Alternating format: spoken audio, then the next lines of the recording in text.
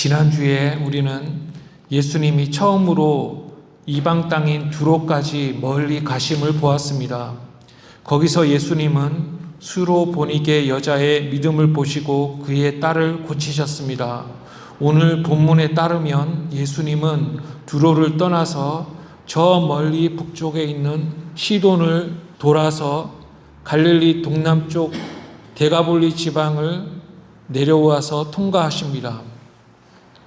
그리고 거기서 귀 먹고 말 더듬는 자를 고치십니다. 마가복음에만 기록되어 있는 이 오늘의 본문을 짧게 요약하자면 사람들이 귀 먹고 말 더듬는 자를 예수께 데려옵니다. 예수님이 그를 따로 불러서 그 귀에 손가락을 넣고 침 뱉은 손으로 혀에 대십니다. 하늘을 우러러 탄식하신 후 에바다 하고 예수님이 말씀하시니 그 사람이 나았습니다. 함께 31절을 읽겠습니다. 시작. 예수께서 다시 두로 지방에서 나와 시돈을 지나고 데가볼리 지방을 통과하여 갈릴리 호수에 이르시매. 아멘. 지난주 수로보니게 여자의 딸을 고치신 곳은 두로였습니다. 이제 예수님은 두로를 떠나서 더 북쪽의 시돈을 향해서 해변을 따라 수십 마일을 더 가십니다. 그리고 시돈에서 동쪽을 향해 꺾어서 쭉 돌아 내려오시는데 데가볼리까지 내려오십니다. 데가볼리는 갈릴리 지역의 동남쪽, 즉 갈릴리의 동쪽부터 남쪽에 걸쳐 있는 이방의 10도시를 말합니다. 두로, 시돈, 데가볼리는 다 이방 땅입니다. 예수님은 한참을 이방 땅에서 사역하셨습니다. 이방인에게 복음을 전하려고 예수님은 갈릴리를 중심으로 크게 이방 땅을 돌아서 여행을 하신 것입니다. 먼저 유대인이 복음을 듣지만 그 다음 이방인들이 천국 백성이 될 것입니다. 32절을 함께 읽겠습니다. 시작. 사람들이 귀 먹고 말 더듬는 자를 데리고 예수께 나와 안수하여 주시기를 간구하거늘. 아멘. 사람들이 귀 먹고 말 더듬는 자를 데려옵니다. 말보다 귀가 더 문제입니다. 듣지 못하면 말을 잘 못합니다. 그러니까 듣지 못하니까 이상하고 날카로운 소리를 냈던 것 같습니다. 듣지 못하니까 주변에서 무슨 일이 일어나고 있는지도 모르고 아무 말도 못 알아듣는 것입니다. 얼마나 고통스러웠을까요? 귀가 먼저 열려야 합니다. 혀가 정상이 되어도 귀가 들을 수 없으면 소용이 없는 것입니다.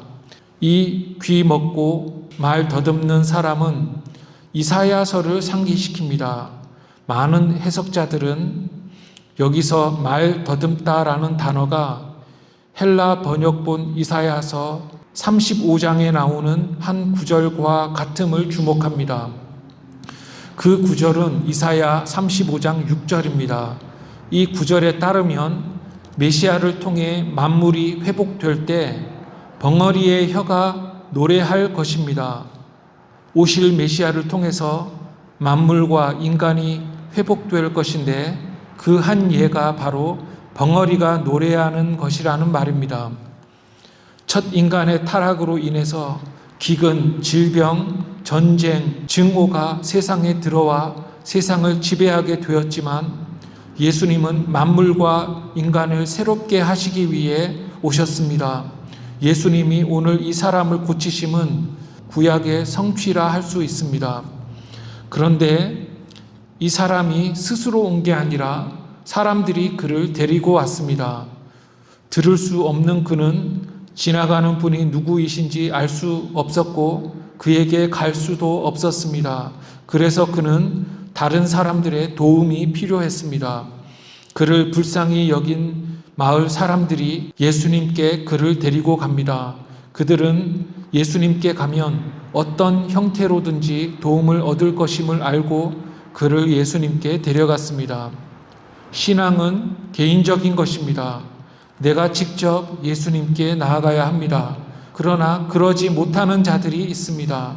그래서 어떤 사람은 다른 사람의 도움이 절대적으로 필요합니다. 지난주에 우리가 살펴보았던 어린 딸도 스스로 나올 수 없었기 때문에 어머니의 간구가 필요했던 것입니다. 신자들의 임무도 스스로 가지 못하는 자를 예수님께 데려오는 것입니다. 우리는 고치지 못하지만 예수님은 고치십니다. 우리는 가르치지 못하지만 예수님은 가르치십니다. 그러므로 우리는 예수님께 믿지 않는 자들을 데리고 와야 합니다. 그런데 사람들이 요청하는 것은 예수님의 안수였습니다. 왜 안수해 달라고 했을까요? 제 생각엔 그들은 그 사람이 낫기를 기대한 것 같지 않습니다. 그들이 원한 것은 이 귀 먹은 자가 정상이 되는 것이 아니라 어린 아이를 예수님께 데려와서 안수받게 했던 그 이야기처럼 그저 안수함으로 축복해 달라는 것이었습니다. 즉 그들이 귀 먹은 자를 데려온 목적은 안수 기도였습니다. 그들은 기적을 기대하지 않고 안수만을 원했지만 예수님은 더 크고 나은 목적이 있으셨습니다. 주님은 그 이상을 원하셨습니다. 그래서 예수님은 안수가 아닌 안수보다 더 나은 전혀 다른 방법을 사용하셨던 것입니다. 하나님의 목적과 방법은 사람의 것과 다릅니다. 하나님은 인간의 생각을 초월하는 더 나은 목적을 가지시고 더 나은 방법을 사용하십니다. 33절을 읽겠습니다. 시작. 예수께서 그 사람을 따로 데리고 무리를 떠나서 손가락을 그의 양 귀에 넣고 침을 뱉어 그의 혀에 손을 대시며 아멘. 무리가 이 사람을 데려오자 예수님은 무리를 떠나서 그를 따로 데리고 가십니다. 예수님이 그를 따로 데리고 가신 이유는 무리 때문에 산만해지지 않고 그에게만 집중하시기 위함이었습니다. 또 거꾸로 예수님은 그 사람도 무리 때문에 산만해지지 않기를 원하셨습니다. 그래서 이 사람을 따로 데리고 가십니다. 아마도 베드로 등 수제자도 따라갔을 것입니다. 그리고 예수님은 손가락을 그의 양 귀에 넣고 침 뱉은 손을 혀에 대셨습니다. 예수님은 말씀으로 단번이 아니라 절차를 거쳐서 고치셨습니다. 대개 절차를 거쳐서 고치심은 가르치기 위함이었습니다. 손가락을 양 귀에 넣으심은 그 사람에게 귀를 여시겠음을 알리심이며 침을 뱉어 그의 혀에 손을 대심은 그의 입을 여시겠음을 알리시는 것입니다. 그 사람은 눈으로 예수님의 동작을 보았습니다. 예수님은 주로 말씀으로 고치셨습니다. 그러나 말씀 외에도 다른 방법을 사용하기도 하셨습니다. 예수님이 동작들을 보여주심은 신앙을 일으키기 위함입니다. 즉 예수님은 육체의 질병만 낫고 끝나는 것이 아니라 더 완전한 영의 회복을 주시려 하신 것입니다. 34절을 읽어보겠습니다. 시작. 하늘을 우러러 탄식하시며 그에게 이르시되 에바다 하시니 이는 열리라는 뜻이라. 아멘. 예수님은 하늘을 우러르십니다. 하늘을 우러르심은 기도를 의미합니다. 기도는 하나님을 바라보고 그의 뜻을 구함을 의미합니다. 예수님도 하늘을 우러러 기도하셨습니다. 오병이어 기적 때 예수님은 하늘을 우러러 축사하셨는데 여기서도 하늘을 우러르심으로써 회복이 하나님의 능력과 허락이 하늘에서 내려짐으로 가능함을 드러내셨습니다. 즉 천부께서 허락하셔야 한다는 말입니다. 그뿐 아니라 예수님은 자신이 하늘을 우러름을 그 사람이 보기를 원하셨습니다. 그의 귀와 혀는 기능하지 않지만 그의 눈은 보고 있습니다. 예수님이 손가락을 귀에 넣고 손을 혀에 대심도 그는 눈으로 보고 있었습니다. 즉 고치시기 전에 예수님은 이러한 동작을 통해서 기본적인 신앙의 지식을 가르치고 계시는 것입니다. 그리고 주님은 탄식하십니다. 탄식은 불쌍히 여김을 뜻합니다. 예수님은 그 사람의 참혹한 상태를 불쌍히 여기셨습니다. 또한 탄식하는 자신의 표정에서 그 사람에 대한 사랑의 마음을 그 사람이 보기를 예수님은 원하셨습니다. 예수님은 하늘을 우러러 하나님의 뜻을 구했고 그 사람을 보면서 긍휼히 여기셨습니다. 그리고 예수님은 에바다라고 외치셨습니다. 에바다는 열리라라는 뜻을 가진 아람어 단어입니다. 예수님은 당시 그곳 사람들이 일반적으로 사용하던 아람어를 사용하셨습니다. 어려운 다른 단어가 아니라 사람들이 다 아는 언어를 사용하셨다는 것입니다. 예수님은 손가락을 사용하고 혀에 손을 대셨지만 결국에는 말씀으로 고치셨습니다. 진리의 말씀이 사람을 고치고 살아나게 하는 것입니다. 손가락의 동작이 그 사람을 낫게 한 것이 아니라 예수님의 말씀의 명령이 고치신 것입니다. 이것을 오해하지 말아야 합니다. 하나님이 말씀으로 천지를 창조하셨듯이 예수님은 말씀으로 병자를 고치셨습니다. 열리라고 말씀하실 때 예수님은 귀를 여셨습니다. 35절에 따르면 예수님이 말씀하시니 그 사람의 귀가 열리고 혀가 풀려 말이 분명해졌습니다. 그는 이제 정상인이 되었습니다. 정상이 된 그는 너무 기뻤을 것입니다. 그러나 36절을 보면 예수님은 본 기적에 대해 아무에게도 말하지 말라고 경고하십니다. 예수님이 말하지 말라고 하신 이유는 예수님의 명성이 커질수록 유대 지도자들은 예수님을 죽이려 할 것이기 때문이었습니다.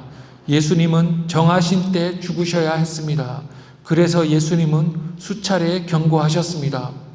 그러나 예수님이 더 경고하실수록 사람들이 더 말했다고 합니다. 기적에 놀란 사람들은 말하지 않을 수 없었을 것입니다. 사람들은 말하지 말라고 하면 더 말하고 싶어하는 경향이 있습니다. 자기에게 또 자기가 본 놀라운 일을 말하지 않는 것이 더 이상한 것입니다. 함께 마지막 절 37절을 읽겠습니다. 사람들이 심히 놀라 이르되 그가 모든 것을 잘 하였도다. 못 듣는 사람도 듣게 하고 말 못하는 사람도 말하게 한다 하니라. 아멘. 사람들이 심히 놀랐다고 합니다. 사람이 놀라운 일을 보고 놀라는 것은 당연합니다. 그들의 고백은 예수님이 모든 것을 잘 하신다는 것입니다. 예수님은 귀와 혀를 동시에 고치셨습니다. 예수님이 둘 중 하나만 고치고 다른 하나는 못 고치지 않으셨습니다. 예수님은 원하시는 모든 것을 그가 원하는 방식으로 완벽하게 하셨습니다. 고친 후 곧 고장이 난 것도 아니었습니다. 예수님은 완벽하게 회복하셨습니다. 우리도 하나님이 하시는 일에 놀라야 합니다. 기적이 우연하게 일어난 것이 아닙니다. 하나님이 하시니까 일어나는 것입니다. 우리의 삶에 하나님이 선한 일을 행하실 때마다 놀라고 감사하고 찬양해야 합니다. 이것이 오늘 본문의 내용입니다. 간단하게 두 가지만 요약하며 마치겠습니다. 첫째, 우리도 믿지 못하는 자를 그리스도께로 데려와야 합니다. 데가볼리 사람들은 귀가 먹어서 스스로 예수님께 나오지 못하는 자를 데려왔습니다. 마찬가지로 우리도 스스로 올 수 없는 자를 예수님께로 인도해야 합니다. 예수님을 들어본 적이 없고 교회에 나가본 적이 없는 자들에게 복음을 전해야 합니다. 믿지 않는 자들이 평생 처음으로 스스로 교회에 나오거나 또 믿음을 가지는 것은 너무 어려운 것입니다. 우리가 사랑으로 섬기고 돌봄으로써 주님께 나오게 해야 합니다. 본문은 이것을 중요하게 가르칩니다. 복음서에는 친구나 가족을 예수님께로 인도한 사례가 많습니다. 친구들이 병상체 중풍병자를 데리고 와서 지붕을 뜯고 내렸던 이야기가 있었고, 부모가 딸을 위해 간구한 경우도 있었습니다. 스스로 오지 못하는 자가 돕는 자가 없어 오지 못한다면 그는 하나님께 불공평하다고 불평할 것입니다. 스스로 주님께 나오지 못하는 가족과 친구를 데려오는 것은 모든 신자의 의무인 것입니다. 둘째, 이웃을 사랑하는 마음이 있어야 합니다. 믿지 않는 자들에게 복음을 전하려면 그들을 불쌍히 여겨야 하며, 그들을 불쌍히 여기려면 그들을 사랑해야 합니다. 예수님은 죄인과 병자를 고치실 때마다 탄식하며 매우 불쌍히 여기셨습니다. 사랑하니까 불쌍히 여기는 것입니다. 예수님처럼 우리도 무지와 환난 속에서 헤매이는 자들을 불쌍히 여겨야 합니다. 그래서 우리는 세상에서 일하고 살아가지만 우리의 삶의 목적은 항상 복음을 전하는 것이어야 합니다. 이 사실을 염두에 두고 사역하고 일하고 섬겨야 합니다. 사람들과 관계를 맺고 일할 때마다 믿지 않는 자를 불쌍히 여기고 그들에게 복음을 전하고 예수께 인도할 수 있어야 합니다. 지난주와 오늘의 본문이 말하고 있는 바가 바로 이것인 것입니다. 스스로 예수님께 나오지 못하는 자를 사람들이 예수님께 데리고 와서 나음을 얻게 했던 것처럼 우리도 믿지 않는 우리 친구와 가족을 불쌍히 여기고 그들을 사랑으로 섬겨서 예수님께 인도할 수 있기를 주님의 이름으로 축원합니다. 기도하겠습니다. 하나님 아버지, 오늘도 말씀을 통해서 거룩한 부담을 주시니 참으로 감사합니다. 딸을 고치기 위해 예수님께 나아왔던 가나안 여인과 귀먹은 자를 예수님께 이끌어 왔던 데가볼리 사람들처럼 우리도 우리의 믿지 않는 가족과 친구와 이웃을 불쌍히 여기고 그리스도께로 인도하게 하옵소서. 예수님의 이름으로 기도합니다. 아멘.